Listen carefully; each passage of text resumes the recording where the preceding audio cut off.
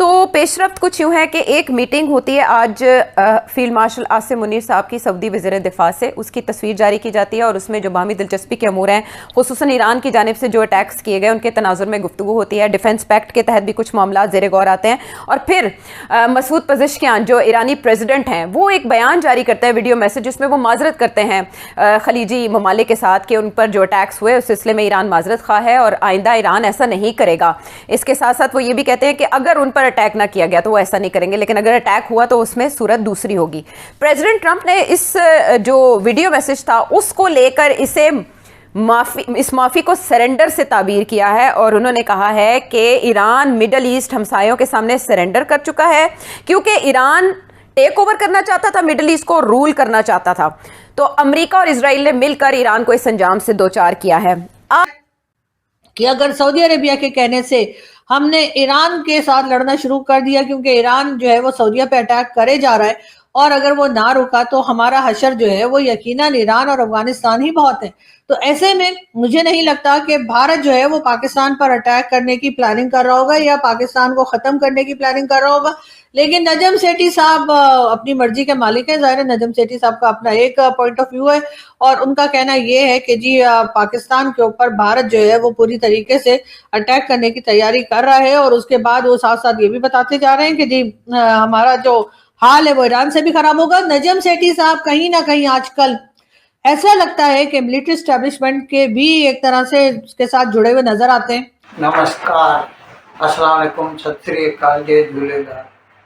میں ہوں جی پریم بٹلانی اور آپ دیکھ رہے ہیں حالات حاضرہ کا پروگرام۔ حقیقت یہ ہے، ابتدا میں آپ سے درخواست ہے چینل ضرور سبسکرائب کریں۔ دوستو، میں ایسے کئی پروگرام کر چکا ہوں جس میں نے بتایا ہے کہ پاکستان معاشی طور پر خستہ حال ہو چکا ہے، ہمیشہ قرضے کی تلاش میں رہتا ہے۔ بذات خود ایک مرتبہ عمران خان نے، کئی مرتبہ شہباز شریف نے، جو کہ ملک کے وزیر اعظم ابھی ہیں، انہوں نے کہا ہے کہ ہم کسی دوست ملک کو فون بھی کرتے ہیں تو وہ یہی سمجھتے ہیں کہ ہم سے قرضہ مانگے گا۔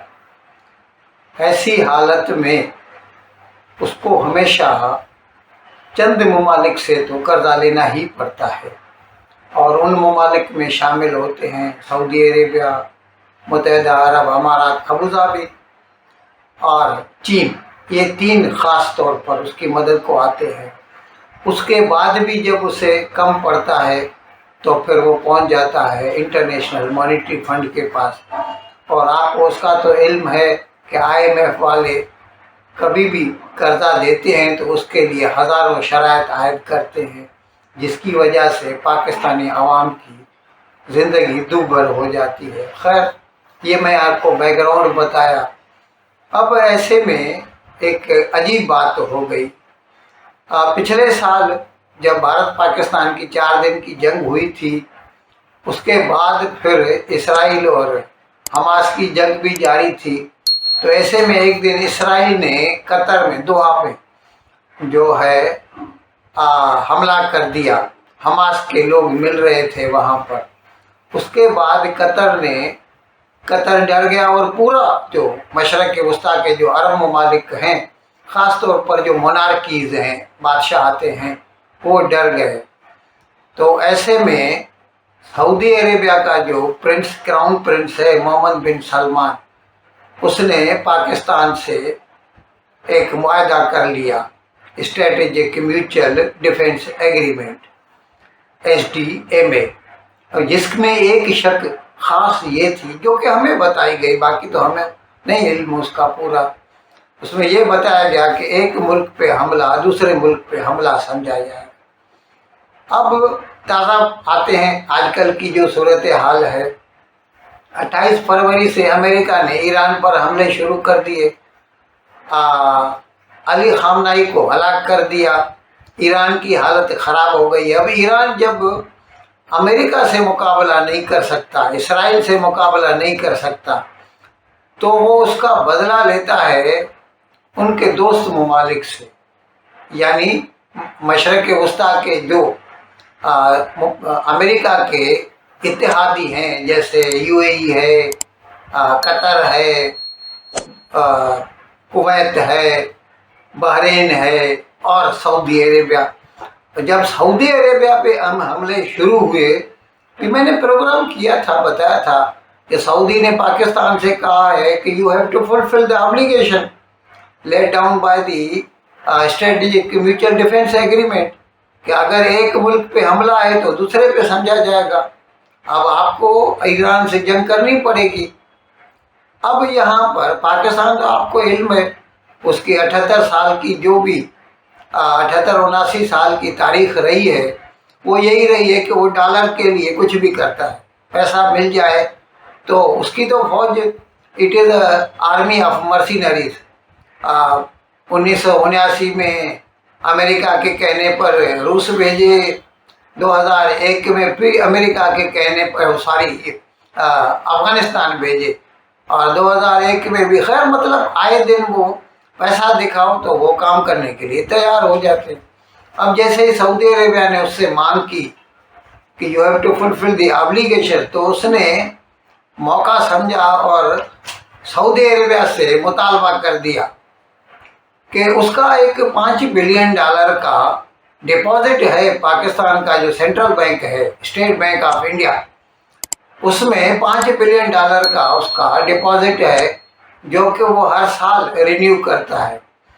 اب اس کے لیے پاکستان نے یہ مطالبہ کر دیا کہ اس کو آپ 10 سال کے لیے ہاتھ بھی نہیں لگائیں گے, یعنی فار 10 ایئرس رول اوور کر دیجیے. اور دوسرے ابھی جیسے یہ جنگ شروع ہو گئی ہے تو $65 فی بیرل کے بھاؤ سے تیل بک رہا تھا, ابھی وہ 100 کے اوپر چلا گیا ہے. تو پاکستان کو تو خاص طور پر بہت تکلیف ہوتی ہے, اور میں نے بتایا تھا کہ کس طرح اس نے اپنے ملک کے جو شہری ہیں ان کے اوپر پیٹرول بم پھینک دیا. 55 روپیہ فی لیٹر کا بھاؤ بڑھا کے 322 روپیہ فی لیٹر کر دیا پیٹرول, اور 335 روپیہ ڈیزل.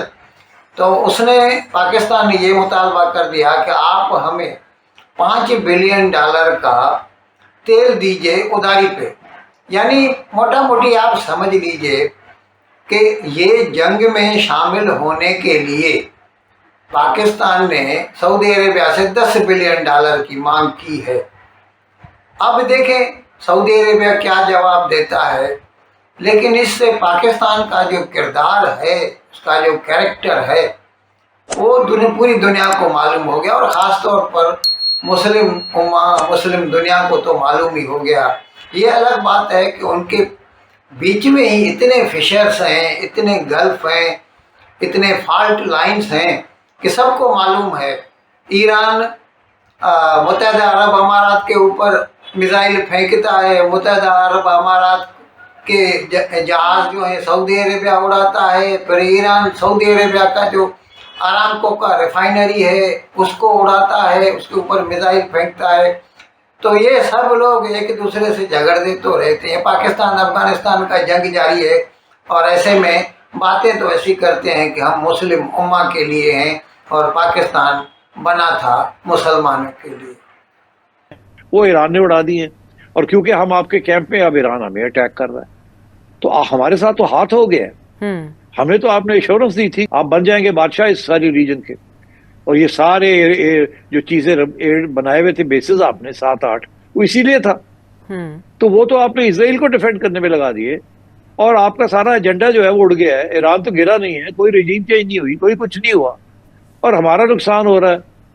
ہمارے آئل فیلڈز کے اوپر اٹیک ہو رہی ہے, اور اسٹریٹ آف ہارمز بند ہو گیا, ہماری ساری انکم بند ہو گئی ہے, امپورٹس سارے وہ خطرے میں آ گئی ہیں. ہم کیا کریں گے؟ تو ہمیں بچائیں, اب کچھ کریں. تو کیا کرنا ہے؟ یہی ہے کہ ایران دے نال مکا کر کے ختم کرو اس جنگ نو. اچھا, تو یہ 2 پوائنٹس ویو چل رہے ہیں. میرا جو خیال ہے وہ کیا ہوا, میرا نہیں خیال کہ گلف ڈمس نے ان کو کہا جیسے اسرائیل نے کہا کہ پہ جاؤ ایران. ظاہر ہے گلف کے لوگ جو ہیں, گلف کنگڈمز کے جو بادشاہ ہیں, وہ ایران کو پسند نہیں کرتے, بیکاز آبویسلی اسلامک ریولیوشنری رجیم ہے, یہ سارے اسٹیٹس کو پارز ہیں, وہ اینٹی امریکہ ہے, یہ سارے پرو امریکہ ہے. تو ظاہر ہے they not happy with Iran and they've never been happy with Iran. अगर नजम सेठी साहब और दूसरे मीडिया पर्सन्स जिनको सुना देखा जाता है, अगर उनके जरिए ये खबर नहीं फैलाई जाएगी कि कभी जो है वो ईरान हमें कुछ कर सकता है तो कभी इंडिया हमें जो है आके मार लगा सकता है, तो यकीनन लोग जो है वो इन्हीं के खिलाफ बात करेंगे और इन्हीं के बारे में सोचेंगे और डिस्कस करेंगे कि पाकिस्तान में लोगों की हालत जो है बद से बदतर होती जा रही है।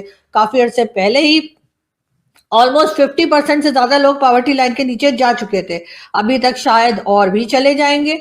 और जिस तरह की हरकतें और जिस तरह की पॉलिसीज लेकर ये गवर्नमेंट चल रही है, तो वो दिन दूर नहीं जब आपको 90% लोग जो है पॉवर्टी लाइन के नीचे मिलेंगे और उसमें से जो 10% रह जाएंगे वो यही लोग होंगे जिनके हाथ में पावर है, जो इस मुल्क को चलाते हैं, जो गवर्नमेंट लाते हैं, ले जाते हैं, या फिर इस गवर्नमेंट में जो लोग मौजूद होते हैं।